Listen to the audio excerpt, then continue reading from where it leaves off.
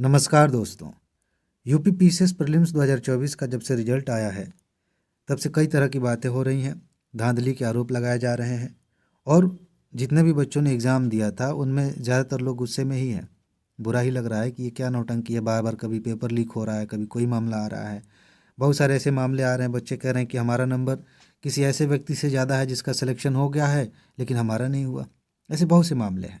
अब इसको देखते हुए मेरे पास बहुत सारे ऐसे मैसेज आए हैं कि सर क्या री एग्ज़ाम हो सकता है। आज हम इसी पे बात करेंगे कि री एग्ज़ाम होने की कितनी संभावना है और अगर होगा तो किस परिस्थिति में हो सकता है। देखिए, एक बात मैं सीधा सीधा अगर कहूँ तो आसान काम तो नहीं है, क्योंकि आयोग की छवि वैसे ही ख़राब हो चुकी है। बार बार पेपर लीक हो रहे हैं, बार बार धब्बे लग रहे हैं, तो आयोग हार नहीं मानेगा। आयोग कभी इस चीज़ को स्वीकार करने के लिए तैयार नहीं होगा कि इसमें धांधली हुई है। लेकिन अगर सच में धांधली हुई है तो ये असंभव भी नहीं है, री एग्ज़ाम हो सकता है। तो ज़रा समझ लेते हैं कि किन परिस्थितियों में दोबारा से परीक्षा हो सकती है 2024 वाली परीक्षा रद्द करके। देखिए, अभी मामला कोर्ट में जाने वाला है, जाएगा ही, निश्चित रूप से जाना भी चाहिए, क्योंकि जिन बच्चों ने मेहनत की है, जिन्हें लगता है कि मेरा हो जाना चाहिए था और नहीं हुआ, वो शांत बैठेंगे नहीं और बैठना भी नहीं चाहिए। भाई, आपकी जगह पर कोई और कैसे जा सकता है? आपने मेहनत की है ना, आप सक्षम थे, आप लायक थे, आपको सेलेक्ट होना था, किसी और को कैसे रख सकते हैं?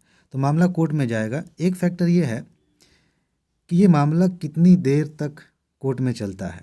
कई बार ऐसा होता है ना कि कई साल तक मामले खिंच जाते हैं, फिर दिक्कत होती है। ये एक फैक्टर है। लेकिन इस दौरान दो मुद्दों पर ज़्यादा बातें होंगी। सबसे पहली बात ये है कि क्वेश्चंस जो पूछे गए थे उनमें बहुत सारे प्रश्न ऐसे थे जिनमें गड़बड़ियाँ थीं।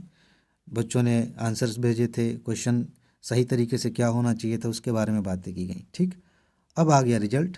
लेकिन रिजल्ट के साथ ये नहीं बताया गया कि रिवाइज्ड आंसर की में कुछ सुधार किया गया है, कोई बदलाव किया गया है कि नहीं।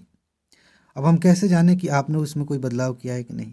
कैसे जानें कि उसके बाद आपने किन पैरामीटर्स के आधार पर रिजल्ट जारी किया, कैसे कट ऑफ डिसाइड किया? एक ये मुद्दा सामने आएगा। और साथ ही साथ ये जो बीमारी है जो हर परीक्षा में है, यूपीएससी में भी है और बाकी पीसीएस परीक्षाओं में भी, कि एग्ज़ाम आप ले लेते हैं, अभी साल भर बाद कट ऑफ बताते हैं, उसकी मार्कशीट आप साल भर बाद बताते हैं, जब उसका कोई औचित्य नहीं रह जाता। तो इसी बहाने एक अच्छी बात ये हो सकती है, हालांकि ये भी आसान काम नहीं, लेकिन ये बहुत ज़रूरी है, अनिवार्य है, इस पर बात होनी चाहिए। मेरे ख्याल से इसी पर कोर्ट में केस हो जाना चाहिए। भले एग्ज़ाम सब कुछ बढ़िया से चल रहा था ना, सब पारदर्शिता के साथ हो रहा है, फिर भी इस पर अलग से केस हो जाना चाहिए कि क्या नौटंकी है भाई। हम लोकतंत्र में जी रहे हैं ना, पारदर्शिता होनी चाहिए ना। ये क्या मतलब है कि अभी आप परीक्षा करा रहे हैं, साल भर बाद बताएंगे कि किसका कितना नंबर था। तो ये एक बहुत बड़ा मुद्दा उठ रहा है इसी बहाने, और ये लंबा खींचेगा। ठीक है, लंबा खींचने का मतलब कि ये बाकी परीक्षाओं को भी प्रभावित करेगा। ठीक है, क्योंकि अगर एक बार किसी भी हाई कोर्ट ने या फिर सुप्रीम कोर्ट ने कह दिया कि कट ऑफ तुरंत जारी होना चाहिए, तो जितनी भी परीक्षाएं ऐसी हैं, चाहे यूपीएससी की परीक्षा हो, चाहे बाकी पीसीएस एग्जाम्स हों, वहाँ पर ये लागू कराने का दबाव तो बनेगा।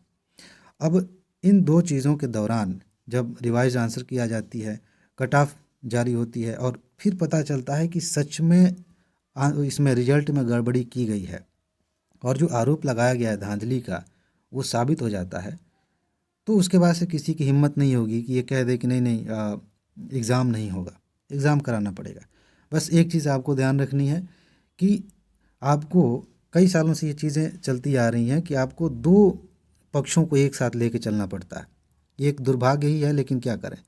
आपको अपनी तैयारी भी करनी है, लगातार मेहनत भी करनी है, पढ़ाई भी करनी है और साथ ही साथ अपने अधिकारों के लिए आवाज़ भी उठानी है। उसके लिए आप पीछे नहीं हट सकते, क्योंकि अगर आप ये सोचेंगे कि किसी और की बात है तो समझ जाइए कि आप खुद को ही धोखा दे रहे हैं। ये आपकी बात है।